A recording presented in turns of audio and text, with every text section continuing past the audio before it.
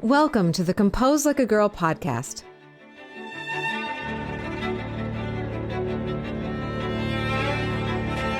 I'm your founder, host, and composer, Jocelyn Hagan. My Compose Like a Girl initiative amplifies female-identifying and gender-expansive composers, helps conductors diversify their concerts, and works toward more equality in music programming and commissioning. I've been sitting down for conversations with some amazing composers, and I want to invite you into these deeper explorations of art and life. I hope you leave with some inspiration, just as I did. On today's episode, I'm sharing a recent conversation I had with Nathalie Joachim. I really loved our conversation about balance, which is something I get asked about a lot. What does balance look like as an artist? How do you manage to get all your writing done and still publish your music, or teach, or have a family? Her thoughts on the idea of balance and imbalance were very inspiring to me. They made me think differently about my own workflow and how I could possibly improve upon it to be even more productive or less stressed. And it was also another great reminder that there is no one right way to be an artist. You have to find your own flow. Thanks for tuning in and enjoy. Hello, Nathalie. How are you doing today? I'm doing great. How are you? I'm doing fine. Thank you so much for agreeing to this interview. Yeah, of course. Thanks for having me. So you describe yourself as a flutist, composer, vocalist, kind of a triple threat. Do these descriptions of who you are always go in that order? Do you feel equally split in three ways? How do you interpret that in a daily way? No, they don't always go in that order. I guess, it's a literal question, but it's also a sort of philosophical question. I am a performer and a composer. I think for sure that each of those things is a very big piece of my sense of self and creativity. And they are modalities of artistic expression for me.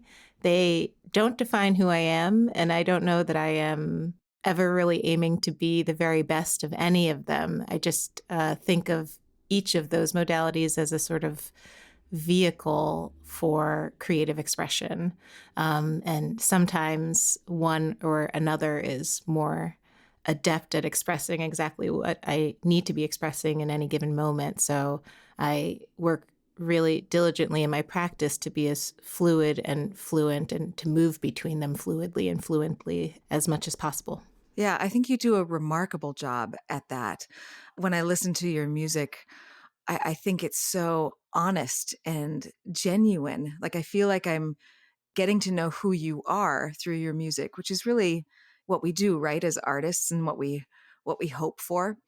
I heard in another interview that you're an early riser, like 5 a.m., and that you compose right away in the morning. Can you tell us a bit about that creative process?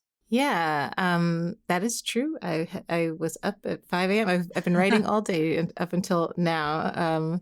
I don't know. I have my clearest moments in the morning. I also like to come into the world, with the rest of life a little bit. Like I like that I come into the world with the sun and with the birds and that the world sort of comes to life around me, which offers me a really deep sense of clarity.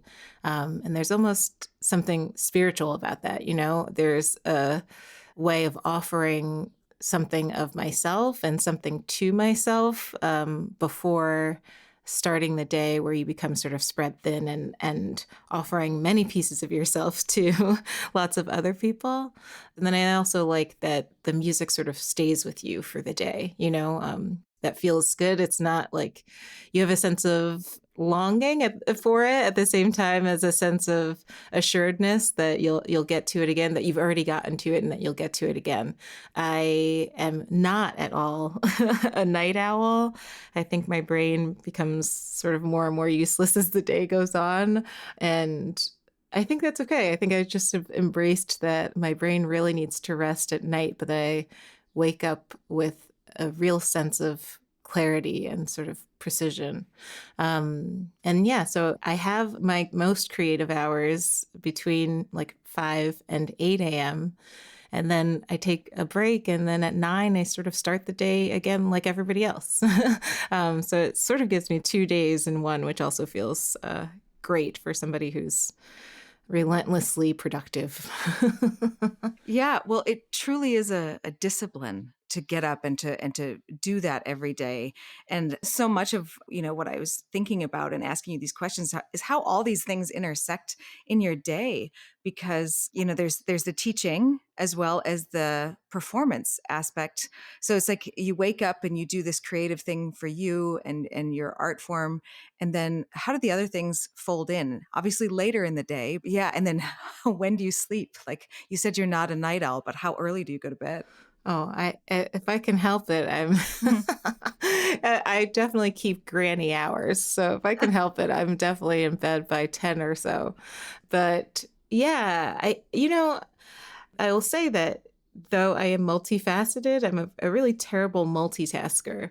And so I need to sort of just be consciously present in the activity that I'm doing in that moment in time. Like when I switch gears, I really have to fully switch gears. And I don't like to feel like I'm being pulled in many directions at once. And so that is also a thing that I like to be really sort of like consciously present and find that I'm giving my best when I am not sort of perpetuating this idea that we should constantly be multitasking, right? And so as I move through the day, I just sort of allow myself to be really present in any given moment. And so to be there for my students, I really need to be just conscious and with them and aware of them and listening to them and talking to them and really able to hear them in a complete way. And so I try not to sort of like divide myself between the things, or even to have some sense of, where you live in a society that's like sort of constantly searching for quote unquote balance. And I think my sense of balance is really just being perpetually out of balance, right? Like if to be wholly focused on one thing means that there are other things that just aren't getting your attention in that moment. And so I try to just embrace that as a state of being. And it does certainly makes me feel better while trying to do it all. But at the same time, I will say that I really am a strong believer that being a great performer and a composer does make me a better teacher in every way, and that being a great teacher and a great performer also makes me a better composer, and that they all kind of feed into each other in that way. And so I really do think it's important for me to just be trying to be as adept in each of those moments and as present in each of those moments as I can, because it all feeds back into the other sort of facets of my ways of living and being here. And so, yeah, I think it feels good to sort of be perfectly imbalanced and know that none of it is ever like to be present in one is not taking away from any other. In fact, they all sort of feed each other in a very deep way. And that for me, that kind of imbalanced balance is very sort of important to my sort of way of being. I completely agree. Completely. And I feel like so many people ask me, how do you balance all the things? And it's like, well, it doesn't really. I think this idea that there is a stasis, a place where we feel like, oh, I've got this all under control, that really doesn't ever truly exist, and that it's figuring out how to navigate that balancing act that is more true to what this career really is. Yeah, for sure. And also just, I don't know. It's like the way the world has been shaped is really sort of unnatural. This idea that we should be juggling all of these things all at one time.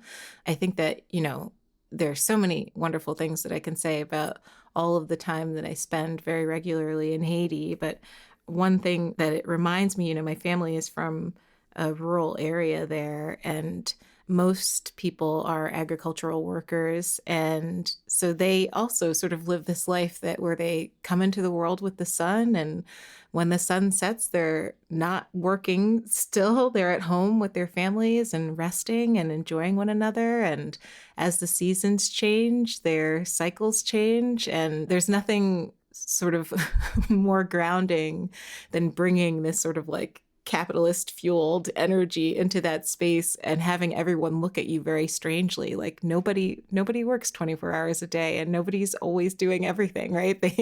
They are really sort of like, it's a very bizarre pattern for them. And so it's also a grounding reminder for me that like this idea that we should be doing all the time and not resting and constantly firing on all cylinders is pretty unnatural. Yeah, definitely. I feel a kinship here because I'm from rural North Oh, Dakota, cool. actually, which is also a place where there's a lot of, farming and agriculture. And my grandfather was a cattle rancher.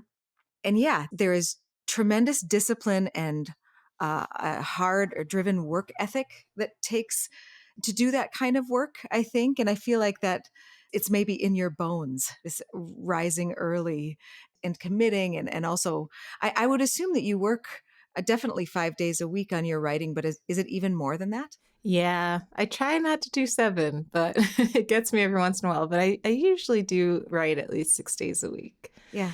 Yeah. There's something about the like, I don't know, it's sort of, it's a little bit like people who are really attached to their like exercise regimen or something. It is a way for me to sort of get moving into the day, so it actually feels good to do every day. It doesn't feel like a chore, right? It feels definitely like it's part of my own cycle. Oh, definitely. And, looking at your list of works, you're quite prolific. A lot of your works are, kind of longer and bigger pieces. I like thinking about this in terms of discipline because Stephen King wrote pretty famously that he tries to do 20 pages a day. Do you have a similar goal with every time you sit down in the morning to start writing? Gosh, I wish I wish I could say that I was like, yes, I write 2 minutes of music every day. No, I don't. I do that sort of like productivity thing where when I leave the work, I do have a sort of like short list of things I know I would like to aim for in the next writing session. And sometimes I get to all of them and sometimes I don't. And, any composer will certainly tell you that every writing day looks different. And so sometimes a really effective writing day is almost all listening, like, and not a ton of writing. And so I try not to, and maybe that's different than creative writing. I don't know. I have no idea. But yeah, I try not to put any sort of pressure on myself to be producing because I also find that in some way that starts to feel like a restrictive limitation that like I become so obsessed with the goal instead of allowing myself to sort of just be excited by a sense of curiosity, that like sometimes it might not look like you've done a lot, but if you're searching for something or sort of mining for something or even like listening back to your own work or listening to other work, I think that there is something about the curiosity that I allow to be the sort of driver and not the output. It becomes a really kind of pressurized situation when I'm like, all right, I have a 15-minute piece to write. And if I don't get 3 minutes done a day, I'll never get done. It's just like, it just doesn't, No. it doesn't work like that. And there are times, like my last album, Fum Deity, is a great example of that, where the research and writing phase was really like a 2-year process, basically. And for like a year of that time, there was like no music written at all. I was mostly just talking to people and listening. And that was really scary. Like I would say for sure, like the vast majority of the writing for that project happened probably actually in like the last 6 months, where there was a big burst of material all of a sudden. And so, I think if I had been putting those kinds of restrictions on myself, I would have been hindering myself from taking the time to invest in becoming a deep listener, which the project really required. Ah, that's so beautiful. And I totally agree and have found the same in my own creative work that, I have a big multimedia work that it was 4 years from the beginning of the germ of the idea until the premiere. And 3 years was that research and figuring out how this is actually going to work and figuring out the libretto and how it was going to be funded. And then, yeah, the writing part of it, like all those things kind of have to slide in place. Well, they don't have to, but it's often helpful. And then it's like, oh, okay, now I know what this is. I know what it needs to be, and I know what to say. Yeah, exactly.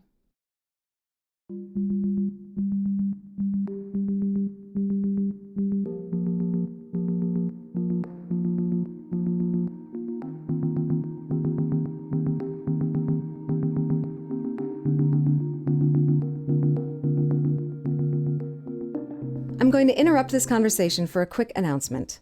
Since the Compose Like a Girl initiative began in 2020, many people have asked how they can support the work we are doing, specifically the mentorship work that I have taken on. I'm happy to now tell you that we have finally set up an account through Buy Me a Coffee where you can donate to the initiative. 100% of the proceeds go towards mentorship. Help me inspire and uplift the next generation of female identifying and gender expansive composers. Head to buymeacoffee.com/composelikeagirl to support mentorship today. Thank you. I'm really curious, since you do so much work with electronics, I want to know what your studio is like. It's a mess in here right now. I'm glad we're not on video, but I just turned in a piece this morning, so it's been a little bit of mayhem in here this past week or so. Congratulations! It's a double bar line day. Those are great days. It is. Yeah, my studio is really sort of like, I like to sort of cocoon up a little bit. So it's very sort of like cozy. It's the most colorful space in my home, I will say. My home has lots of like neutral tones otherwise. I'm always so shocked when I see people's bedrooms and they're painted like, like bright pink or yellow. And I'm like, I don't think I would sleep. But by contrast, my studio is really colorful, lots of plants and different patterns and colors and artwork hung. And I think that this is it's very clear when you're in my home that this is the space where all the magic happens, so to speak. I try really hard not to pile up a ton of gear. I'm not a gearhead. I think, like, especially in working with electronics, more of my practice has been about limiting factors, like learning either software or hardware really intimately over the course of many, many years.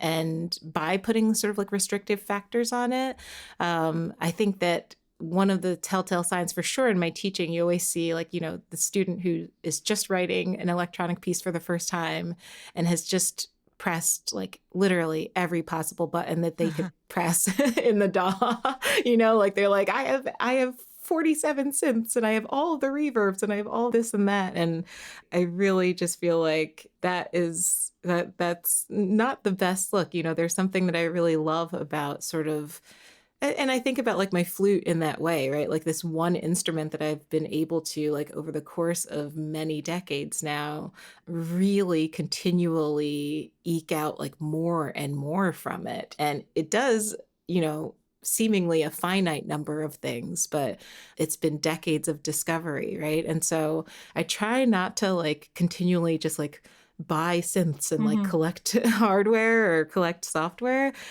So I have a really sort of like very small and concise setup, and I do work really hard to try to get the most out of, to really learn them as instruments. So it's a pretty minimal setup in here, but it does, I will say the one thing that it shows is that it does allow me to sort of like move between playing and recording and writing. Like that's the sort of maybe most efficient thing about my studio, is that it allows me to sort of switch between the modes very easily. And that makes my workflow really great in terms of how I'm constantly sort of shifting and having to move between performer and composer. Even when I'm writing, that to think like a performer at times, I think is really important in my writing practice. That when I'm thinking like a composer, I'm not always considering the players. And so being able to like put myself in each player's seat and move between those ways of thinking while I'm in the creative process is really important to me. Yeah, that's beautiful. And I was just going to say it's a wonderful parallel to how you, I don't want to use the word define because it seems you don't like that word when we were talking earlier, but just this fluent characteristic of who you are and what your art form is. I think that the studio then represents that. And that's a beautiful thing. I'm also really happy that you brought up color, and I'm not surprised that your studio is colorful, because going on your website and seeing your headshots, it's also beautifully colorful.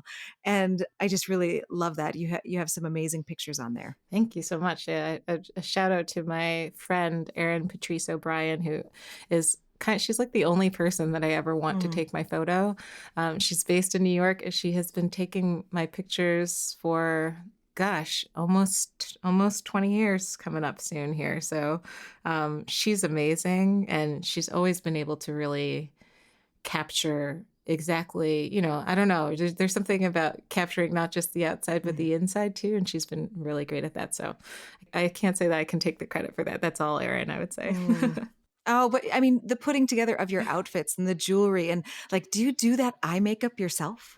Not in those pro photos. I do like in my regular life, but of course the pro photos we usually splurge for a makeup artist. But yeah, I think the styling. I've also been working with a stylist who owns this beautiful vintage shop in Brooklyn. It's called Malin Lindeus Vintage. It's in Williamsburg, and it's kind of just like.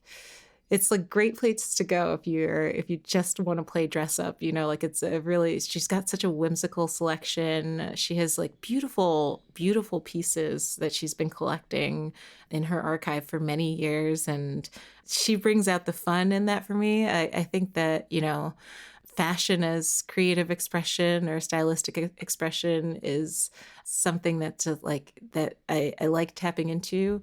So I feel like I do like to play in that way, and Malin does make it very fun and easy to kind of go in and sort of put together the unthinkable and just play, have a sense of play with style, and that does come forth also in the picture. So yeah, those two, Malin and Erin, have been sort of like critical to almost every photo shoot I've ever done. And they're both just wonderful women and really love what they do and make it easy to sort of feel comfortable and like myself in working with them.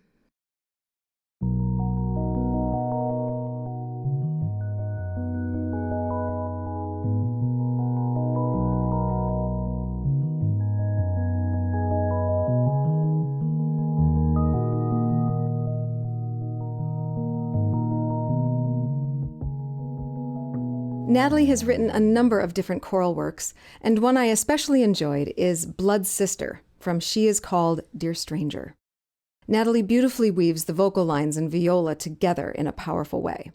Let's listen now to Blood Sister, sung by the Brooklyn Youth Chorus, featuring the violist Yvonne Lamb, led by artistic director Diane Birkin-Menaker.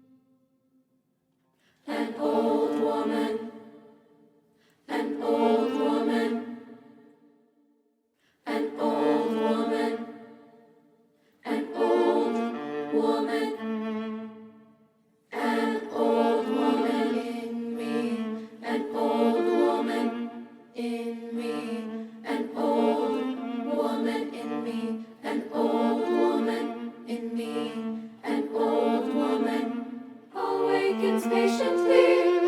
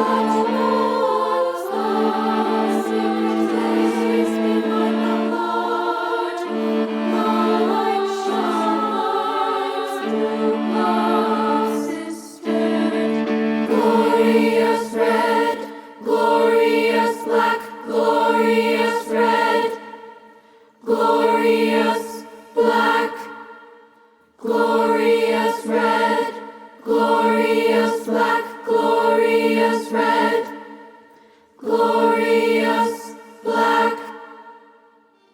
We are a kingdom of crystals in the sun. Our blackness, our Africanness, beautiful. Let the darkness of imagination blood.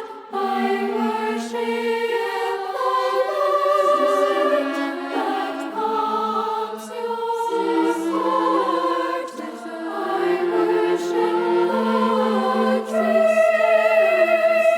You pale sister, with human tender fragments of myself, fragments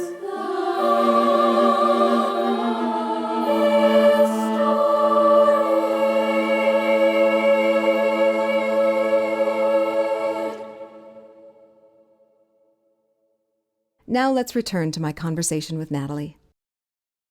Do you travel a lot? Is that a big part of your routine?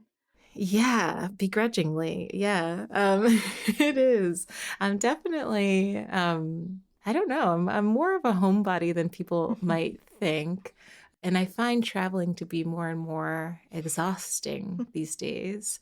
It is a big part of what I do and who I am. And, I'm pretty steadily on the road. I would say, just before the pandemic, I kind of hit my threshold for what was maybe possible. I was on the road on average for like 230 days a year, and Oh, that was way yeah. too Oh my many. gosh.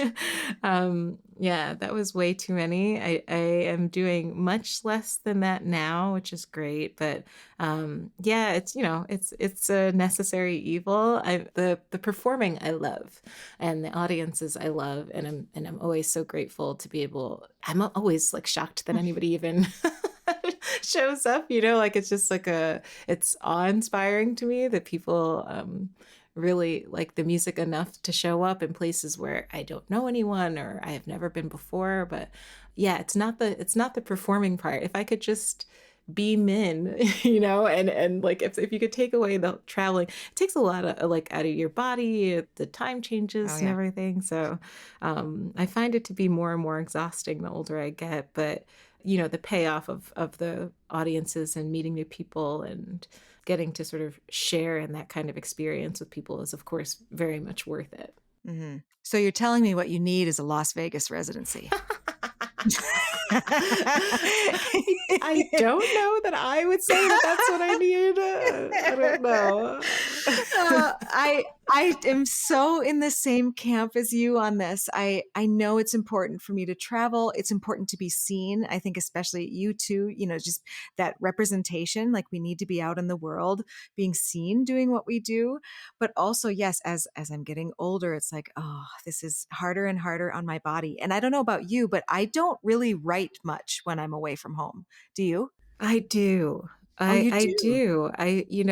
I still get up and do it. It doesn't always feel good, but I do. I do it. There, I think I'm more attached to the practice of it, in such or maybe even the habit of it that I definitely do it. But it's tougher, it's tougher. It's harder to have clarity around it. This piece that I just turned in, I was like struggling on it because I was traveling a lot these past handful of weeks, and I was like, I don't know why I just can't cross the finish line on this piece. It really feels like I'm super close, but I just, I sort of am not, each day has not been as satisfying as I would have liked it to be.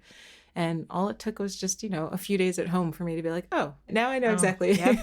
what needs to happen, which is great. But I will say that like traveling for premieres, like when you're only traveling as composer, it's kind of nice, like your work has long since been Yeah. done, and you just get to sort of like revel in it. It doesn't have the same kind of exhaustion attached to it. So there's something very light about traveling as a Yeah. composer that feels really different. I think when you're traveling for performance and having to pay attention to your body and making sure you're getting enough rest, that is a different beast altogether. Yeah, so I guess this reminds me of our previous conversation just about, the discipline of writing every day. And then I was curious, do you have a similar discipline for practicing? Like, do you bring your flute with you everywhere and practice every day too? Oh my gosh, no. I I probably should, but it's really different. I will say, obviously I am very deeply conservatory trained, and so I have done all of the years of, 6 or 8 hours of practicing a day in a very rigorous and intense way. And I will say that at this point in my career, there's been so much unlearning that I have had to do in that regard. Like, speaking of, like a pressurized situation of like perfectionism, like it has to be executed in exactly this way. And so to some extent, I kind of feel like my flute and I have been in a tremendously long marriage. And like many long marriages, we have gone through very high moments and lower moments. And we're continually sort of relearning one another, I should say, as we both kind of like grow into new phases of life. And so I would say this moment is we're maybe just coming around the corner now. I think that there's a sense of having to sort of like deprogram myself from thinking that I have to execute every single thing in this exact perfect way, which in many ways sort of like detracts from the joy of music making, right? And so there is something about my creative practice as a composer that is free of that, and also my practice as a vocalist that is really free of that allows me to engage with those in a way that like maybe is just as rigorous, but is free of the sort of shackles of conservatory like mindset, I guess you could say. And so I have definitely spent the past handful of years coming into new relationship with my flute, like how to get us to cross over into this place that all of the rest of my creativity sits, right? Whereas like, I often tell this story about my grandmother having been a really deeply influential person to me in my life. And so much of our relationship was musical. And so much of what she was instilling in me was this sense of authenticity that people see in my work, right? To share my own story honestly and authentically in a way that only I can, right? And so my voice is really centered in that space. She was, my primary voice teacher, not in a formal way, but it is what was happening, and in such a beautiful way. And also she was, for all intents and purposes, she was kind of my first composition teacher as well. This idea of like encouraging the little composer in me too. And so I would say, like for me, Fum Deity was a turning point of coming back into myself. That whole project was inspired by my grandmother's passing, and it returned me back to this space of saying, I can just be, and I can just be making. And that is actually the thing that's most valuable. And, I have these very early memories of learning to compartmentalize that piece of myself when I started playing flute and when I started going to conservatory, which was, when I was 10 years old, I started to go to Juilliard's pre-college programs. And so I learned that there was value placed on what was happening in that building that was not afforded to what was happening to my grandmother. But I've also spent the greater part of the most recent chapter of my career getting back to exactly every single thing that my grandmother taught me. Like I think she kind of gave me all the tools that I really needed. So I don't practice the flute that rigorously anymore every day. And I hope that I do again someday. And I sort of like practice it rigorously in that way as I need to, you know, like as the rep comes up or as I need to, but I'm much more focused now on trying to come into a new relationship with it, right? Like I have changed, and so my relationship with it has to change, which means that like it just can't be like getting the tuner and the metronome out and being perfect on it, right? I'm just like kind of allowing myself really intentionally to sort of be imperfect as a flutist for a little while here. And I think it's going to be, that is the unlearning. That's really beautiful. And I think there are so many musicians who get trapped in that. And then it becomes a very toxic experience for them. And it does take the joy out. And I love this idea that as artists, we have to surrender a bit to who we are and what our true influences are and what's a part of our being at its core. And that releasing that to the world is actually a very brave thing to do, a hard thing to do. And you kind of have to shut off the voices of all these other people and all these other teachers and to get to that core of who you really are. And I've found that when I'm tapped into that in a big way, when I'm releasing music that is deeply meaningful and personal and that I have this connection to, that is the music that also connects most to other people because they can relate to that honesty and that vulnerability in a way that, you know, you can hear something that's maybe beautifully executed and crafted really well, but it lacks that heart. And so it's like, I don't know how I feel about that, or that was nice, but I'm not in it with that piece of music. Yeah. I mean, I can tell you that for sure I get a much more emotional response to Kimunuye, my most recent album, than I ever did in the hundreds and hundreds of contemporary classical performances I gave as a flutist, right? And there's I think a really big reason for that, because to some extent, I don't know, you know, like the flute is an interesting thing for me, because I think that there are people who do have, I have a love story with music. And I think that there are people who have love stories with the flute and their experience of playing the flute. And I think that the flute, I sort of just like fell into it as a thing that I am strangely good at for not a lot of good reason. You know, like I just sort of like happen to be good at playing the flute, and it is connected to the thing that I love, which is music, right? And so I do have a really deep love story with my connection to music.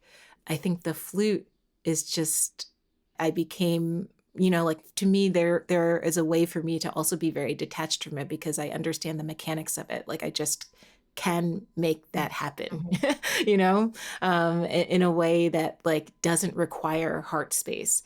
A voice is of course quite different, and it's just, you know, one of the core themes of my record is how deeply connected to our sense of being that our voices are, you know? And so my voice requires my heart space, and my writing requires my heart space. And I am hoping that I get to the place where my flute also requires my heart space, which it does. It deserves that, you know, it deserves that heart space within me. I wasn't brought into it in that way. And so, you know, I'm learning a new way about it. You mentioned Kimunuye, and I'd love to talk about that more. This is a wonderful album, and it's the reason why I wanted to interview you. As prep for our conversation, I decided to listen to the whole thing again from top to bottom.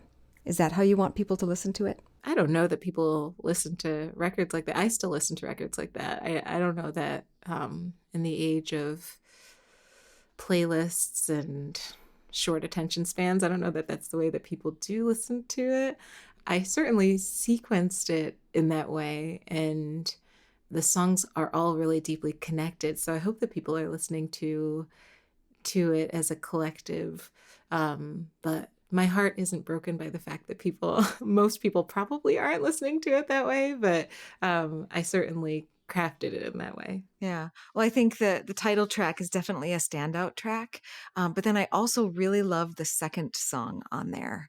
Can you tell us a little bit about what the second song is about? Oh, no calm. That's so funny. Yeah, it's so funny, you know, like you make a thing and you, of course, have the things that you really love. And you're like, this is for me, this is the track on the record, right? And that for me almost never aligns with what is the track for other people. Yeah. And it's very funny because Nakomwe, which is the second track, is that one. Like people bring it up all the time. And it's very strange because for me, it's like the one track on the record that I'm like, if I could, I might have left it off or I could have done a little something more with it. And I've been changing it a lot in live performance. It was the last, if not the second to last song that I wrote on the project. And I did feel that it makes an important statement and comes like in the sequence of the record. It does something like singular on the record, right? Like none of the other songs kind of handle that kind of messaging and material. It is also an outlier, like it has a tremendous amount of text, actually. Yeah. But yeah, what do you like about it? People like it. And it's always shocking to me.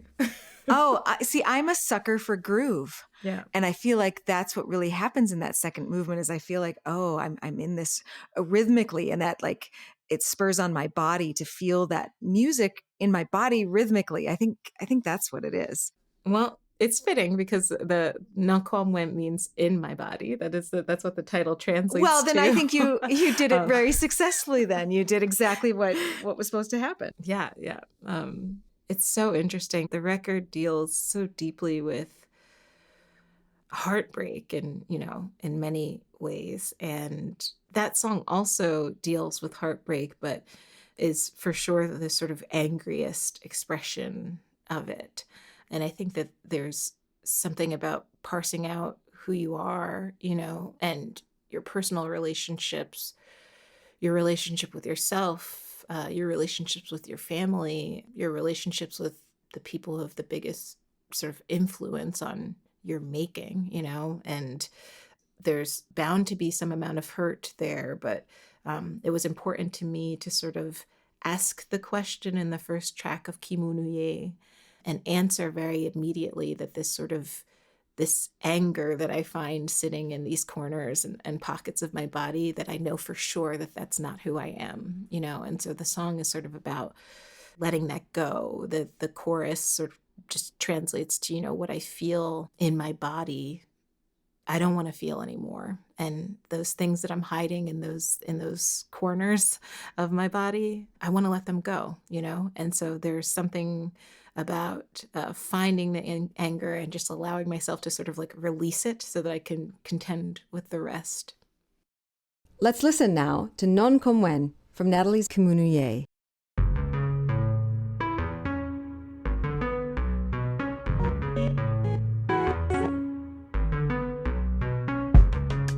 Chaque mot te dit ouais, chaque mot te dit mal à faire. De que nous trop loin, font protéger tête moi. Parole coupée tant que yo couteau yo pas m'douleur. Nous pas senti l'amour comme ça. Toute émotion nous tête en bas. Ça c'est misère, ça c'est misère, c'est misère. Ça moi senti non comme moi vle la guerre. Ça moi caché dans choc, moi pas vle well. Moi pas capoter toucher ça. Moi pas capable tout pouvoir. Pas gagne café, cap j'en fais bon jeu et pas gagne tigre respect.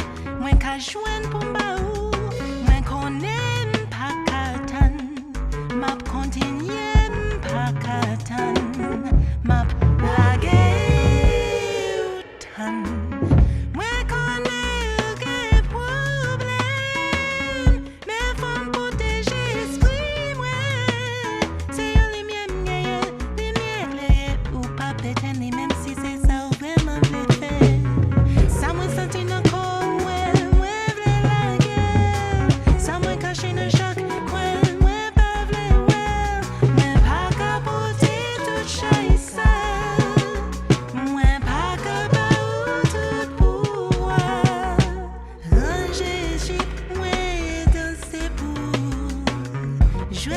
jwet nou tan kou timou. Yon poupe ki pa pale, se kon sa ou prefere mwen. Nap fini koze sa jodi ya, mwen pa kontini ekrase la vi mwen pou. Nou pa santi l'amour kon sa, tout émotion nou tèt an ba. M'ap chwazi tèt mwen, m'pap chwazi la pen. M'santi mwen pi leje, m'santi m'ka prale. Tan kou m'ap respire pou première fois. Tan kou m'ap respire pour première fois. Sa mwen senti nan kon mwen vle lage. Sa mwen kache nan chak mwen pa vle wel. Mwen pa kapote tou chay sa.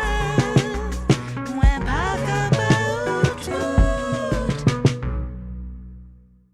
I think your music is so honest, and you're willing to break open your heart and tell these stories, and that you're not trying to be anyone else but yourself, which I think is also crucial in being a great artist. Thank you so much for taking the time to share all of that with me and with us today. You're definitely an inspiration. Thanks so much. I'm always so grateful when these conversations lead to new ideas on how to both express my art and take in the art of other people. And this conversation was also a great reminder that my art is a reflection of who I am. My musical training, my family and upbringing, my schedule, my everyday life. And because of this, I am the only one who can make it. My art is authentic because it is the work of my mind from my lived experiences. No one else is living this life, nor could they express my experiences through art better than I can. And neither can AI. So, to flip that around, you are a unique and multifaceted individual with something to say, in a way that no other person can say it.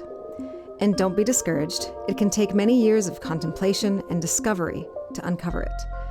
It may not come naturally at first. You have to look for it. You have to find it. And then, what are you going to say? What beautiful reflection of the world through your eyes will you share?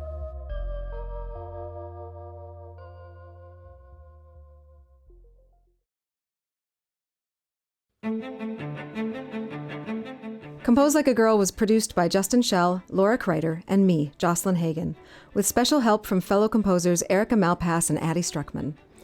The Compose Like a Girl theme music was composed and performed by cellist Cicely Parnas. Thank you all for helping me with this vision. Thanks also to the Brooklyn Youth Chorus for their permission to use their recording on today's episode.